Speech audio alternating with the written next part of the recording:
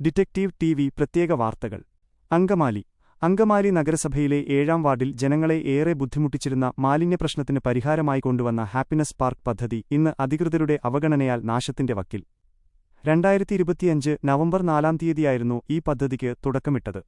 മുമ്പ് ജനങ്ങൾ നിരന്തരമായി മാലിന്യം തള്ളിയിരുന്ന ഈ പ്രദേശം ഒട്ടനവധി നടപടികൾ സ്വീകരിച്ചിട്ടും ആളുകൾ വീണ്ടും വേസ്റ്റിടുന്ന ഒരവസ്ഥയിലായിരുന്നു. ഇതിനൊരു ശാശ്വത പരിഹാരം കാണാൻ അന്നത്തെ വാർഡ് കൗൺസിലർ പോൾ ജോവർ നടത്തിയ നിരന്തര ശ്രമങ്ങളുടെ ഫലമായി ഐ.പി. കനാൽ അധികൃതരുമായി സംസാരിച്ച് ആ സ്ഥലം വിട്ടുനൽകാൻ അവർ തയ്യാറായി. തുടർന്ന് നഗരസഭയുമായി ഒത്തുചേർന്ന് ആ സ്ഥലം മുഴുവൻ മണ്ണടിച്ച് ഉയർത്തി വൃത്തിയാക്കി മുതിർന്നവർക്കും കുട്ടികൾക്കും വന്നിരിക്കാനും വ്യായാമം ചെയ്യാനുമായി ഒരു ഹാപ്പിനസ് പാർക്ക് ഇവിടെ വിഭാവനം ചെയ്യുകയായിരുന്നു. ഈ ഹാപ്പിനസ് പാർക്കിന്റെ ഉദ്ഘാടനവേളയിൽ Benny Behanan MP., Roji M. John MLA., അന്നത്തെ നഗരസഭാ ചെയർമാൻ ഷിയാസ് പോൾ എന്നിവരൊക്കെ എത്തിയിരുന്നു. അന്ന് ഇലക്ഷന്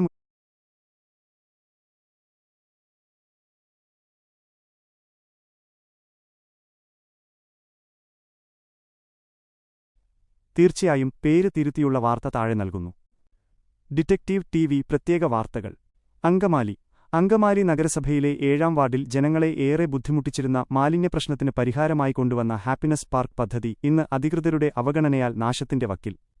2025 നവംബർ 4-ാം തീയതിയായിരുന്നു ഈ പദ്ധതിക്ക് തുടക്കമിട്ടത്.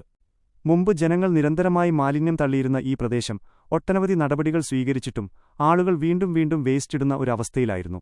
ഇതിനൊരു ശാശ്വത പരിഹാരം കാണാൻ അന്നത്തെ വാർഡ് കൗൺസിലർ പോൾ ജോവർ നടത്തിയ നിരന്തര ശ്രമങ്ങളുടെ ഫലമായി ഐ.പി. കനാൽ അധികൃതരുമായി സംസാരിച്ച് ആ സ്ഥലം വിട്ടുനൽകാൻ അവർ തയ്യാറായി. തുടർന്ന് നഗരസഭയുമായി ഒത്തുചേർന്ന് ആ സ്ഥലം മുഴുവൻ മണ്ണടിച്ച് ഉയർത്തി വൃത്തിയാക്കി മുതിർന്നവർക്കും കുട്ടികൾക്കും വന്നിരിക്കാനും വ്യായാമം ചെയ്യാനുമായി ഒരു ഹാപ്പിനസ് പാർക്ക് ഇവിടെ വിഭാവനം ചെയ്യുകയായിരുന്നു.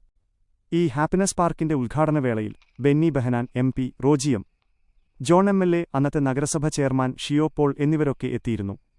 അന്ന് ഇലക്ഷന് മുന്നോടിയായി മറ്റൊരു വാർഡിൽ നിന്നും കണ്ണുവെച്ചുകൊണ്ട് അന്നത്തെ കോൺഗ്രസ് ഭരണസമിതിയിലെ ചെയർപേഴ്സൺ കൂടിയായിരുന്ന റീത്ത പോൾ ഈ വാർഡിൽ വരികയും വരും ദിവസങ്ങളിൽ തന്നെ ഇത് തുറന്നുകൊടുക്കാൻ ഞങ്ങൾക്ക് സാധിക്കുമെന്ന് വലിയ വർത്തമാനം പറയുകയും ചെയ്തിരുന്നു. പിന്നീട് വനിതാ സംവരണമായതിനെ തുടർന്ന് പോൾ ജോവർ മാറുകയും പകരം ഈ 7-ാം വാർഡിൽ നിന്ന് മത്സരിച്ച് റീത്ത പോൾ ജയിക്കുകയും ചെയ്തു. തുടർന്ന് അവർ നഗരസഭയുടെ ചെയർപേഴ്സണായിട്ട് ഇരുന്നിട്ട് പോലും 3/4% പണി കഴിഞ്ഞ ഈ പദ്ധതി മുന്നോട്ട് കൊണ്ടുപോകാൻ അവർക്ക് കഴിഞ്ഞിട്ടില്ല. വെറും ഒരു തറയുടെ പണികൂടി മാത്രമാണ് ഇനിയിവിടെ ബാക്കിയുള്ളത്. എന്നിട്ടും ഈ വാർഡിൽ നിന്ന് ജയിച്ചുപോയ ചെയർപേഴ്സൺ ഇത് തീർക്കാൻ ഒരു നടപടിയും സ്വീകരിക്കാത്തതിൽ നാട്ടുകാർക്ക് വലിയ അമർഷമുണ്ട്. 3/4% പണിതീർന്ന ഈ പാർക്ക് ഇന്ന് കാടുപിടിച്ചു കിടക്കുകയാണ്. കുട്ടികൾ കളിക്കേണ്ട ഈ സ്ഥലത്ത് ഇന്ന് കഞ്ചാവ്, മയക്കുമരുന്ന് മാഫിയകളുടെ അഴിഞ്ഞാട്ടമാണ്. സിഗരറ്റ് പാക്കറ്റുകളും മയക്കുമരുന്ന് ഗുളികകളുടെ അവശിഷ്ടങ്ങളും പാർക്കിനകത്ത് തള്ളിക്കൊണ്ട് സാമൂഹ്യവിരുദ്ധർ ഈ പ്രദേശം കൈയടക്കിയിരിക്കുന്നു. എത്രയും വേഗം ഈ പദ്ധതി പൂർത്തിയാക്കി നാടിന് സമർപ്പിക്കണമെന്നാണ് നാട്ടുകാരുടെ ആവശ്യം. ഹാപ്പിനസ് പാർക്കിൽ നിന്നും ഒട്ടും ഹാപ്പിയല്ലാതെ ഡിറ്റക്ടീവ് ടിവിക്കുവേണ്ടി റിപ്പോർട്ടർ.